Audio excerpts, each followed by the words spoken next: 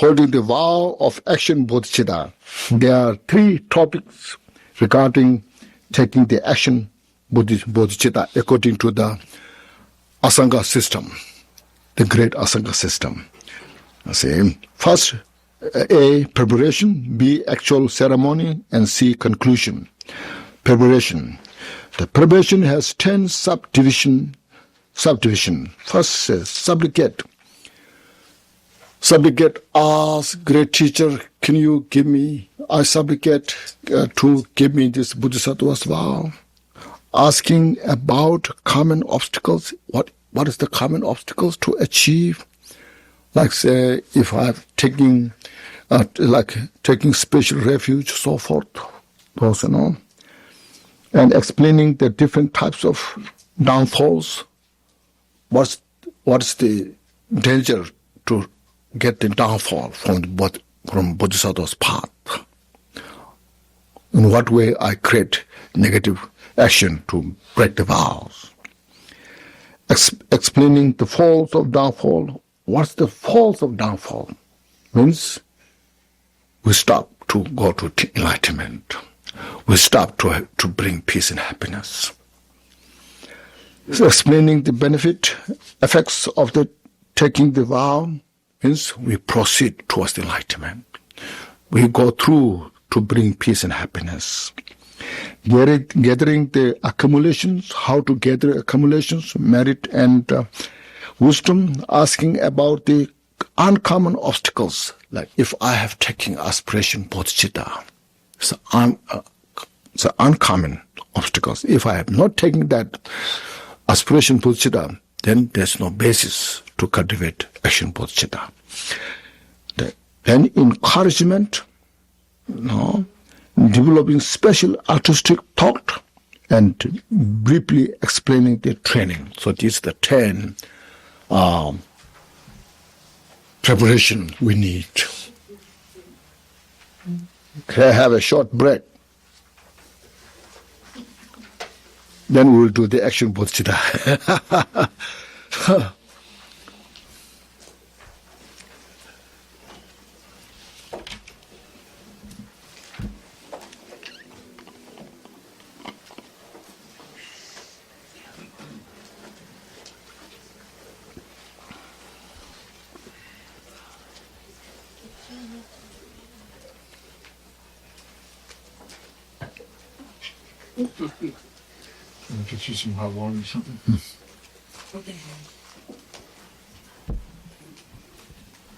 Something I wrote I want to share with you. Okay. Beautiful.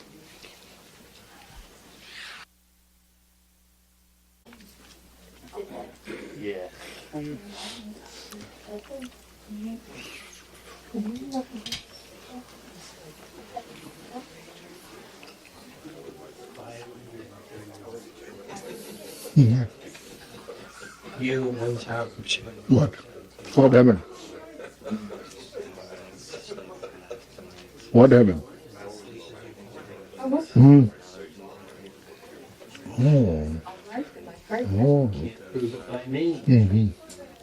Feel a little dizzy.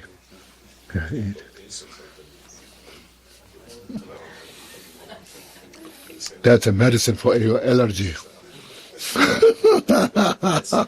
counterculture, we see an insider here as a test.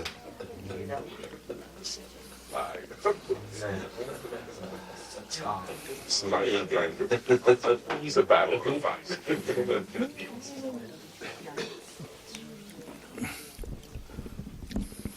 Okay, shall we continue? So, in the actual bodhicitta, cultivation of bringing in the mind the action bodhicitta, as mentioned, there are 3: preparation, actual ceremony, and a conclusion. So preparations are just briefly went through. So here, encouragement means we should encourage ourselves through our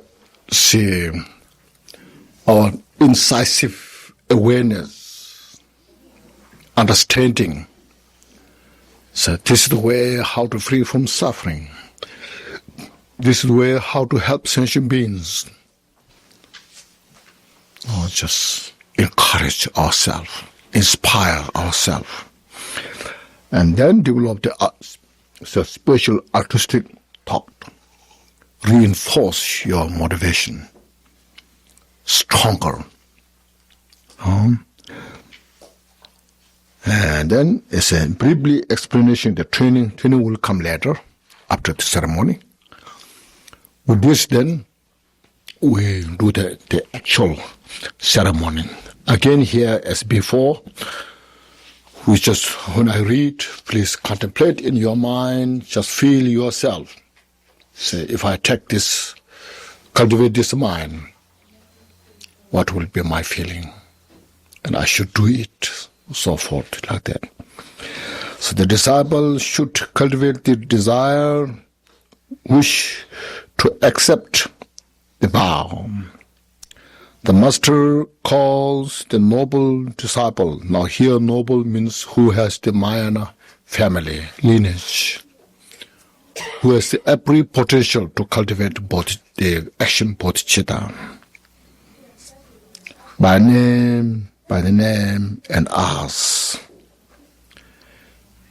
The basis of training means that the basis of the training of the bodhicitta, of all the bodhisattvas of the past, and those, so the past bodhisattvas, their training, those moral ethics,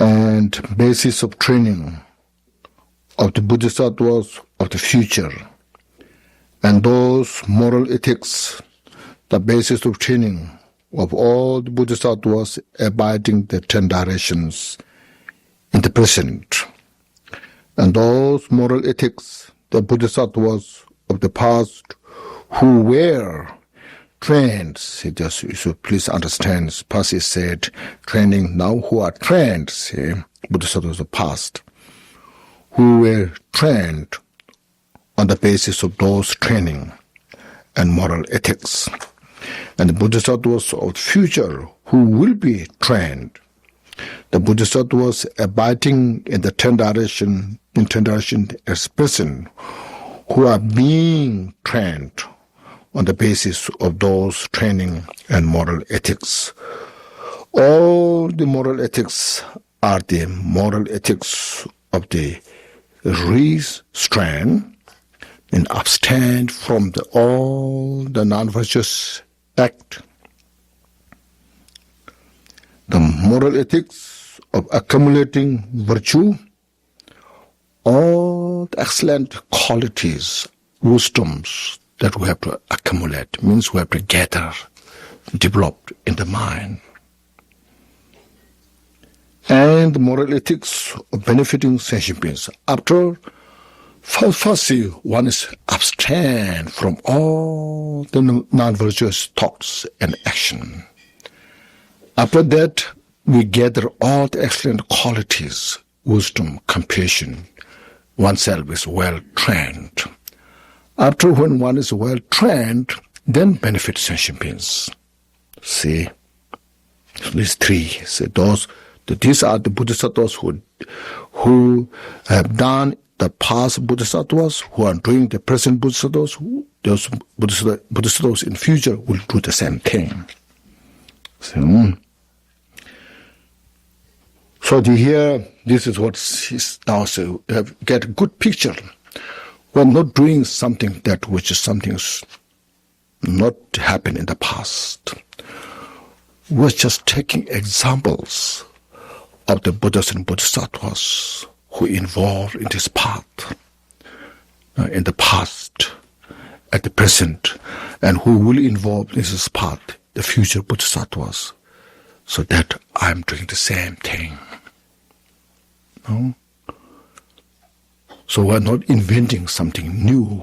Rather, we are following the path which they already trained perfectly. So I follow in their paths,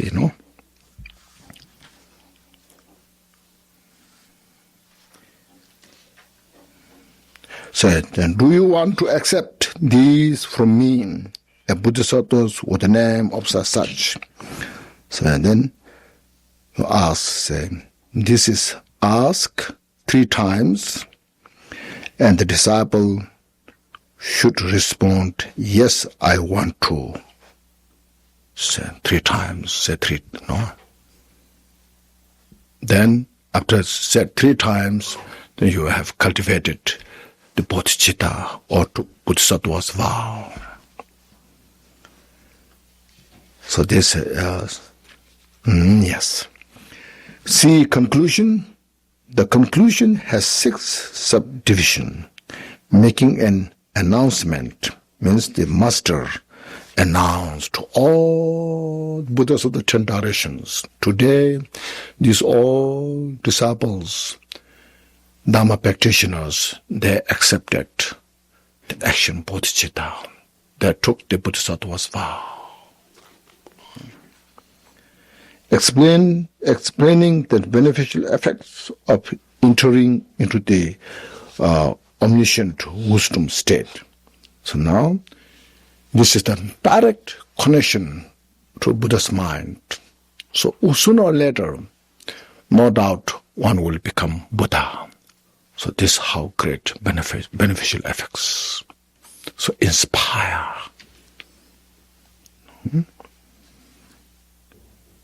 And then, warning not to proclaim vow randomly means you're involving your ego.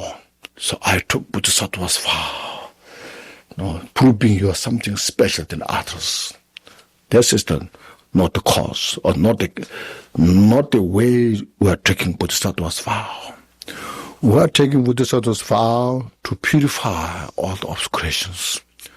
We are taking bodhisattva's vow to gather all the excellent qualities of the Buddhas. We are taking bodhisattva's vow to benefit sentient beings. We are not taking bodhisattva's vow to self-aggrandize oneself. See, that's what this means. No. Not promoting oneself something special than others.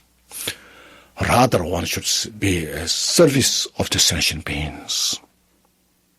Because when we self-aggrandize to others, then they encounters a lot of problem, suffering for oneself and others. You expect others will respect to you. And then when you don't get this, you're upset, you suffer. Then others will also not rejoice that. Instead, say, I'm selfish for all sentient beings. No expectation. Then you will really enjoy whatever you could do, anything for sentient beings' benefit, for yourself.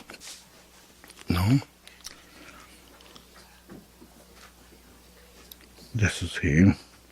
Warning not to proclaim the vow randomly, making the disciples understand by briefly describing the training, offering as appreciation and dedicating the root virtue. So this, you see, making the disciple understand, making the disciple understand by briefly describing the training. Thank you. This here, somewhere here. Give me here. Okay, thank you. Here.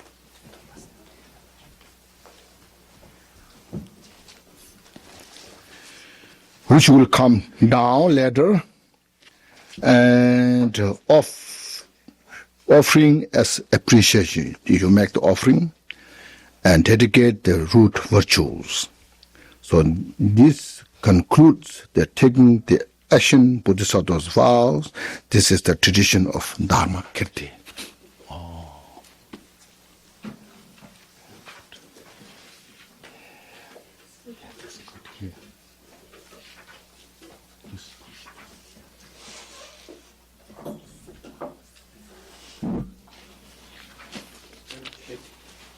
Yes. Which of these two traditions do we practice at the Tibetan Meditation Center, and what's the lineage as to Both. we do both? We have both, yes. So when we That's why this book has both,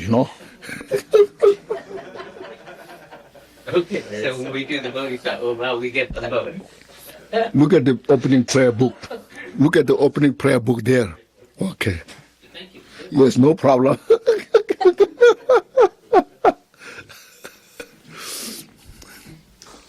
Okay. Now here comes, see, 8 from the 12 topics, the 8th one, beneficial effects. Cultivating bodhicitta has 2 types of beneficial effects, countable and uncountable. 2. A countable effects. This has 2 subdivisions. The beneficial effects of cultivating aspiration bodhicitta and beneficial effects of cultivating action bodhicitta. The first, the beneficial effects of cultivating aspiration bodhicitta, this has 8 subdivisions. So these are very important now. See, as I mentioned, cultivating bodhicitta, having bodhicitta, it's not just something like nice, joyful, and easygoing. It's not that much. Of course, it can be part of that. But the real practice, now look here. Entering into the Mahayana. When you take Bodhisattva's vow, then we call Mahayana, which we'll describe later here, becomes the basis for all the Bodhisattva's training. All evil deeds will be uprooted. Unsurpassable enlightenment becomes the rooted. One will obtain limitless merit. All the Buddhas will be pleased. One becomes useful to all sentient beings, and one quickly attains perfect enlightenment. Okay, this is the 8. Now, listed. Now it's explained here briefly. See, what means first? If one has not cultivated supreme bodhicitta, he or she is not counted as part of Mahayana family. Even though he may have excellent behavior, means excellent conduct, moral conduct, now free from 10 non-virtues, practicing the 10 virtues. But no bodhicitta, it's not Mahayana. If one has entered the Mahayana, means if one has taken the bodhicitta in the heart, this here especially aspiration bodhicitta. If one has not entered the Mahayana, means have not taken the bodhisattva, not cultivated aspiration bodhicitta, one cannot achieve Buddhahood. See, because there's no direct cause for enlightenment. As I mentioned, Atisha, he told a story that in India, one monk who studied Vajra and practiced, which is highest yoga tantra, but because the lack of the bodhicitta, he achieved arhat. So bodhicitta is a kind of rudimentary cause for the Buddhahood, If one has, but one who has cultivated the supreme bodhicitta, the aspiration, enters into the Mahayana, then you can say, I belong to Mahayana. See, I'm practicing the Mahayana tradition. You can say that. Without having bodhicitta, chanting some mantras, saying some prayers, you may not be the part of that. Mahayana. So how important this is, you see. The Bodhisattva Bhumi says, immediately after cultivating the mind, aspiration bodhicitta, one enters into the Mahayana, the unsurpassed enlightenment, the direct cause for the complete enlightenment. We saw some who are the mainstream, isn't it? So who follows the mainstream? Now the second becomes the basis for all the Bodhisattva's training. If one does not have the desire to achieve Buddhahood, means one doesn't have the aspiration bodhicitta, which is called the mind of aspiration. See, there is no basis on which to develop the three trainings,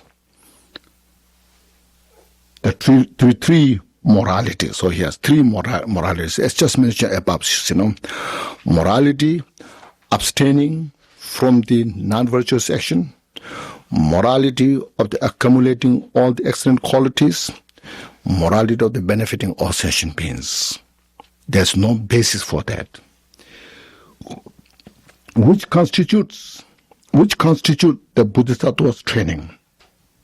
The aspiration bodhicitta is the basis for the training, and that the constitution for the Bodhisattva's path towards enlightenment. When one has the desire to attain Buddhahood, these three moralities are developed and maintained. See, therefore, this mind is the foundation for the training. The Bodhisattva Bhumi says, cultivating the mind is the foundation for all the training of the Bodhisattvas. So get this, see, how crucial it is now. Now to C3. See, all evil deeds will be uprooted. The antidote of evil deeds means non-virtue. Unwholesome deeds is virtue. And bodhicitta is the supreme among all virtues. There are so many virtues, but bodhicitta is the supreme virtue. Therefore, when there is an antidote like bodhicitta, its nature is to exhaust its opposite. All the non-virtues. In engaging in the conduct of the Bodhisattvas, the Bodhisattva Avatara says, just like the fire at the end of an age, means the fire which consumes the whole universe, it instantly consumes all great evils, the bodhicitta. As soon as you develop the bodhicitta, the negative forces naturally just go aside, or just disappears. Now let's see. Unsurpassable enlightenment becomes rooted, that one. The mind continuum of the sentient being is like the ground. Means our basic, the foundation of the mind is like a ground foundation. On that foundation, when soaked, the ground is soaked with the moisture of loving kindness and compassion. So it's well fertilized, ground, useful, usable. On that ground, if the seed of mind of enlightenment, means bodhicitta, is planted, then that becomes a seed and will grow. The 37 branches of enlightenment. They say the 4 mindfulnesses, the 4 abandonments, the 4 miracle feats, and the 5 power, 5 strength, 7 branches enlightenment, and 8 fold noble, the 8-fold path. So this is called 37 branches of enlightenment. Grow. Progress means progress to bodhicitta. Then by progressing bodhicitta and developing bodhicitta, the fruit of perfect Buddhahood ripens, and all the peace and happiness for sentient beings arises. So beautifully described here. Now, therefore, when bodhicitta is cultivated, Buddhahood is rooted. Look at this, no? Buddhisodhos Bhumi says, cultivating the mind is the root of the perfect, complete, unsurpassable enlightenment. So now, one will obtain limitless merits, that one. Accumulation of limitless merit is explained in the Householder Peijin Requested Sutra. Buddha said this. The merits of bodhicitta, if they have a visible form to see, which entirely filled whole space, there will still be more means the space will be not enough for the space to bodhicitta's benefit. Because you have cultivated mind to achieve the perfect Buddha's wisdom, to benefit countless sentient beings. So that brings the infinite merit. See, because we have that cause. That cause brings the benefit. And all the Buddhas will be pleased. That all the Buddhas will be pleased is told in the Householder Peijin Requested Sutra. Says, as the number of grains of sand in the Ganges, now this example comes many times in the sutra, so are the Buddha fields of all the Buddhas, infinite Buddha fields in the universe. If one person entirely filled them with jewels, different types of jewels, precious things, and made this offering to all the well-gone ones, means Buddha, all the Buddhas, you make this offering, how much merit will be there? Inconceivable.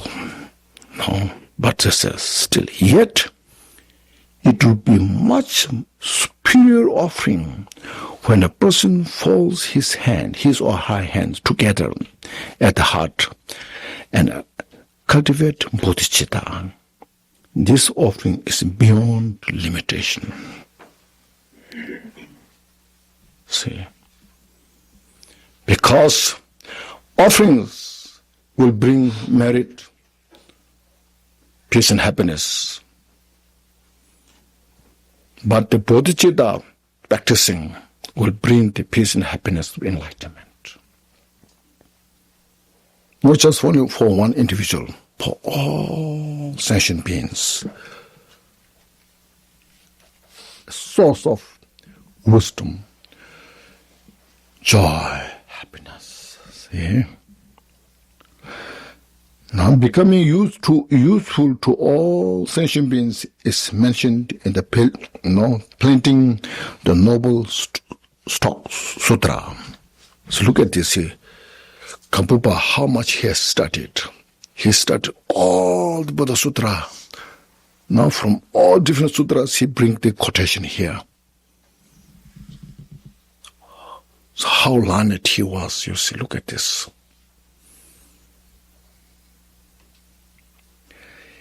It is like a foundation for usefulness to work, to whole worlds, No, it's like the foundation, like a ground which grows all the tree, harvest, crops, flowers. This is the foundation of excellent qualities, peace and happiness for every sentient beings. So in that, there's no prejudice, there's no bias.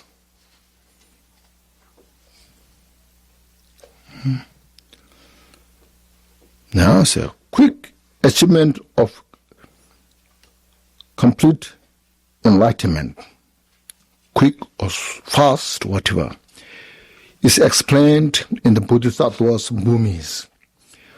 When one cultivates that mind, the mind of the aspiration bodhicitta, one will not remain in the true extreme, means one extreme is the samsara, constantly suffering. Other extreme is just partial nirvana. The Sharavaka and Partibuddha's nirvana. So these are two extremes. So Bodhisattva will not remain in these two extremes. Quickly, one will achieve complete enlightenment. So, remind on these 8 beneficial effects. Contemplate how it's important now. This is not just for those who are only interested, but this is for every sentient beings. If we want to free from suffering, if we want to have peace and happiness, see.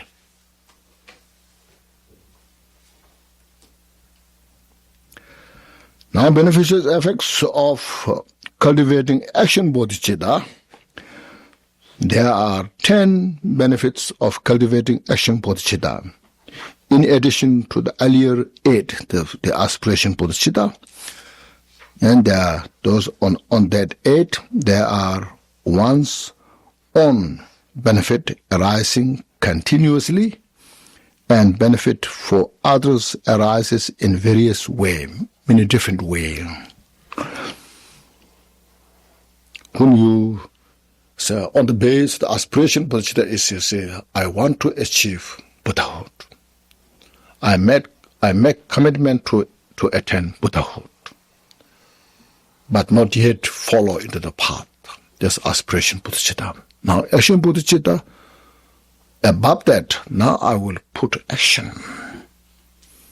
Now, purifying all the cause of suffering and develop all the cause of peace and happiness. So putting action, that's called action. So the action bodhicitta say, cultivation of the action bodhicitta is unlike preceding since the continuous, force of merit arise constantly. Whether one is sleeping, unconscious, lacks awareness, and so forth. Once you develop that mind, even don't aware, because it's in your heart. Engaging in the contact of Bodhisattva says, from that time hence, from the time you cultivated action bodhicitta, even while asleep or unconcerned, a force of merit equally to the sky will perpetually ensue, will develop. Like say, this example is given these days, when you put money in the bank, especially like CD, then the interest will continue, whether you're aware or not aware. No?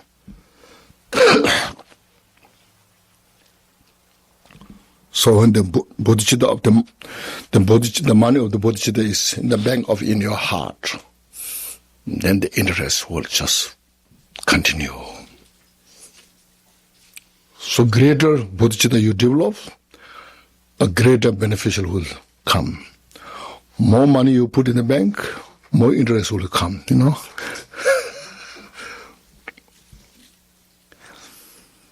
Now the second, that benefit for others variously arises means that the suffering of all sentient beings is dispelled. They are established in happiness, and the afflicting emotions are cut. Engaging in the contact of Bodhisattva says, Shantideva, for those who are deprived of happiness, those who don't have happiness, and are burdened with a many sorrow, they are so heavy loaded by the sorrow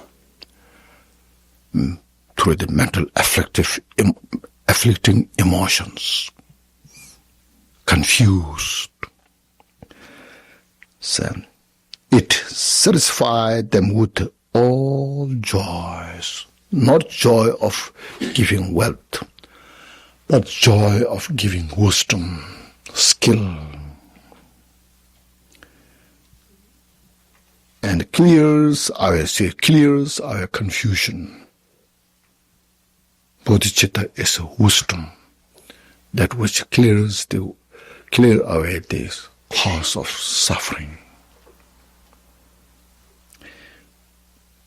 Where is there a comprehensible virtue? So now, is there any greater virtue than this? So not. Who gives joys, those who have lack of joy, suffering, and give wisdom. Where is there even such as spiritual friends? You may have many different friends, but you cannot get this kind of gift, the gift of wisdom, the gift of peace and happiness. Where is there merit similar to this? Is there any similar merit to this? So no.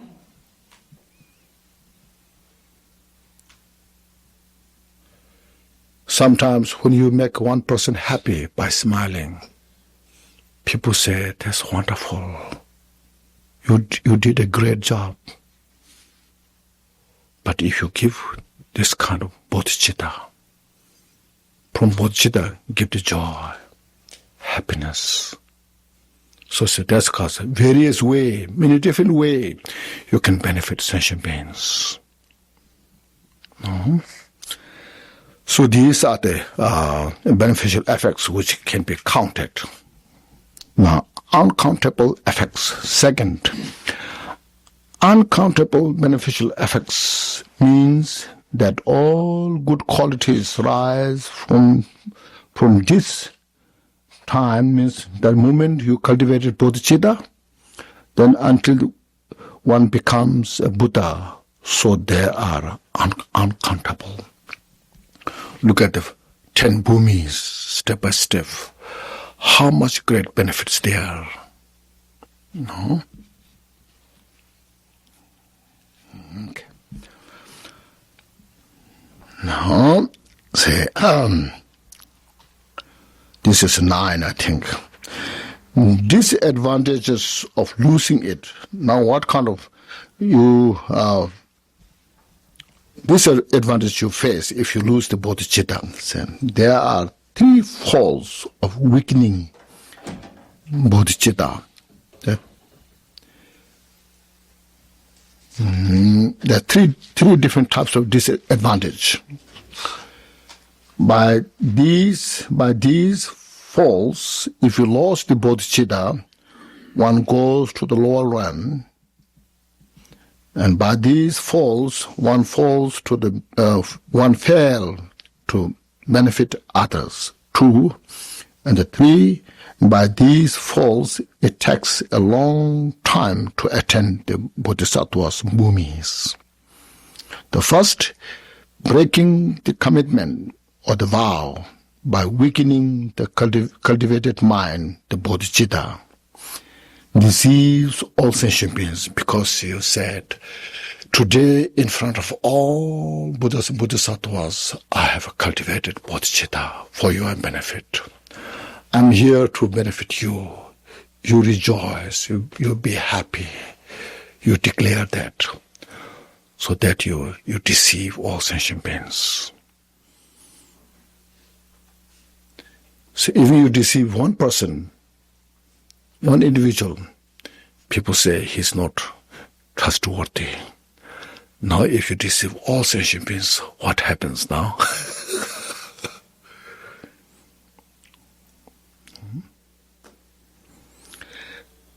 The cultivated mind deceive all sentient beings. By the maturation of that fruit, that's breaking that kind of deceiving sentient beings, one will be born in the lower realms, engaging in the contact of Bodhisattvas. Shantideva says, if happening made such a promise, means I will benefit all sentient beings, I do not put it into action if I don't practice that, and lose it, and especially lose it, then by deceiving every sentient beings, what kind of rebirth shall I take? So look at that. Ask yourself. It's not just belief, just look at yourself.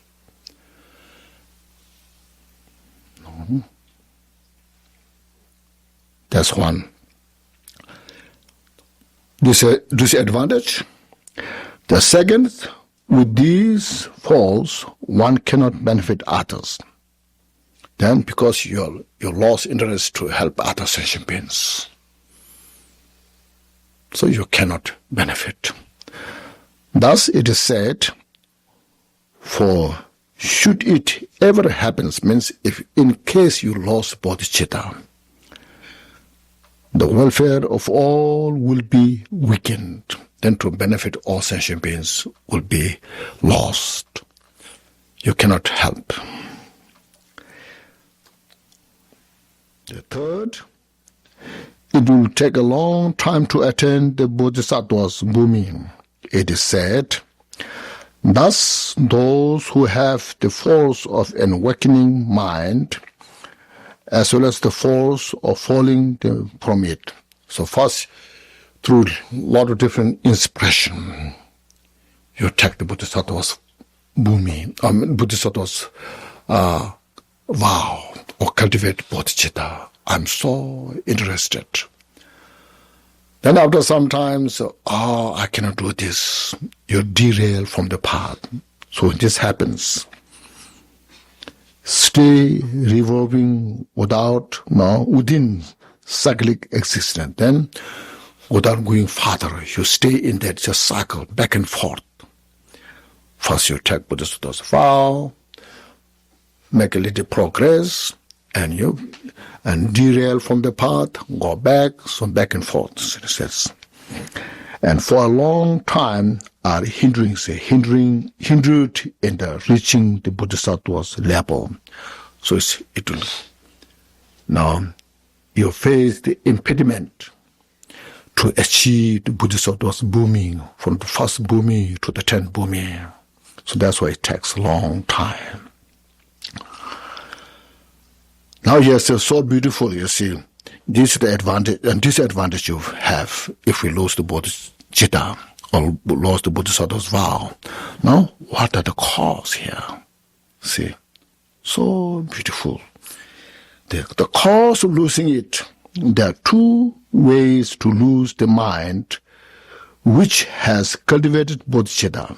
Now, the cause of losing aspiration and the cause of losing action, the two. The first one consists of forsaking sentient beings. So you say, I'm not interested to help sentient beings. No, adopting the four unwholesome deeds, which will come later. No? Unwholesome deed. In other words, give rise strong afflictive emotions. And then your interest in the bodhicitta practice declines. And so that one also does not on this four. And generating the opposite mind means not interest to achieve enlightenment. Interest to stay in samsara. That's the opposite mind, which is disharmonious with the virtues. That doesn't agree with the virtue to achieve enlightenment. The virtue is the cause of peace and happiness. So, the cause of losing the vow of action is explained in the Bodhisattva's Bhumis. There are 4 types of offenses, to lose the bodhicitta, which cause bodhicitta to be lost if one commits them through the heavy, afflicting emotions, as I mentioned. Strong like anger, hatred, or ignorance, or attachments like this. Mediocre and small evil offenses are merely disgraceful. When you have strong afflictive emotion, that uproots your bodhicitta. When your mental afflictive emotions not that strong, mediocre and small, then it's it's disgraceful, means it damages your vow. No, it doesn't maybe uproot.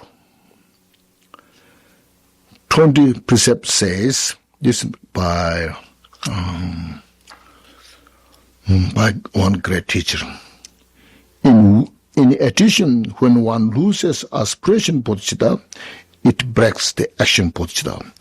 First, if you lose the aspiration bodhicitta, then action bodhicitta has no basis. So it automatically loses. The collection of complete establishment says there are 4 causes of breaking the bodhisattva's vow. The former 2, like giving up aspiration bodhicitta, or strong afflictive emotions, and then giving up the training, say, I don't want to practice anymore, and generating the wrong view. So there are no such called enlightenment, such called, say, cause and conditions. This is called generating wrong views. Shantideva said, generating a non-harmonious mind also breaks the vow. Means like wrong view. So now how to repair this? This is the thing. Yes, 11th. Method of repairing. If one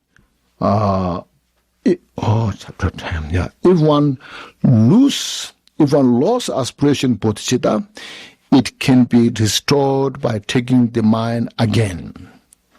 So if you lost one moment and immediately bring the mindfulness, this is not good idea. Through my afflictive emotions, it's generated. It become a cause to destroy my bodhicitta. Remind yourself and just repeat the ceremony. Check again yourself. Even there's no any spiritual masters. Then it is again. If one broke the action bodhicitta vow through loss of the mind of aspiration, then it is restored automatically by restoring aspiration bodhicitta. if your action bodhicitta is lost because of the losing the aspiration bodhicitta, in such case, as soon as you restore the aspiration bodhicitta, the action bodhicitta will come up by itself. If one broke the vow through the other causes, other afflictive emotions, it should be taken again. You repeat, you look at your mind, what caused to lose the bodhicitta, and purify, remorse yourself. This is not good idea. Due to lack of bodhicitta, I have been in the samsara up until now. Now this is the crucial opportunity to develop this mind. So retake, restore, renew.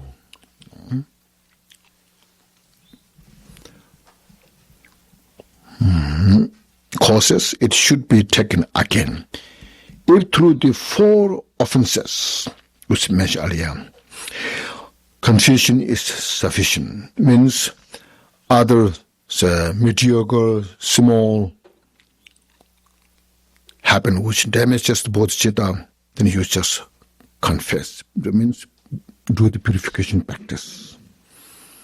It's sufficient one to says confusion is sufficient when one committed mediocre and small evil deeds. So this, 20 precept says, if one loses the vow, one should take it again. If in any case, if you lose the bodhisattva's vow, take it again. If through the mediocre afflicting emotions, confess in front of 3 bodhisattvas. In front of 3 bodhisattvas, you supplicate and ask their attention and renew purify and renew the bodhisattva's vow. All the rest confess in front of 1 bodhisattva. Whether afflicted or not, one's mind should be the witness. Always look in yourself. I did or not. And then, that's why we do those opening prayers every morning, or even, if possible, every evening before you go to bed. Now chant those prayers 3 times. Renew your bodhicitta. Retake your refuge. No? So this is the 9th chapter dealing with the cultivating supreme bodhicitta from the JOL ornament of liberation, the wish-fulfilling gem of the noble teachings. Now if you have some questions,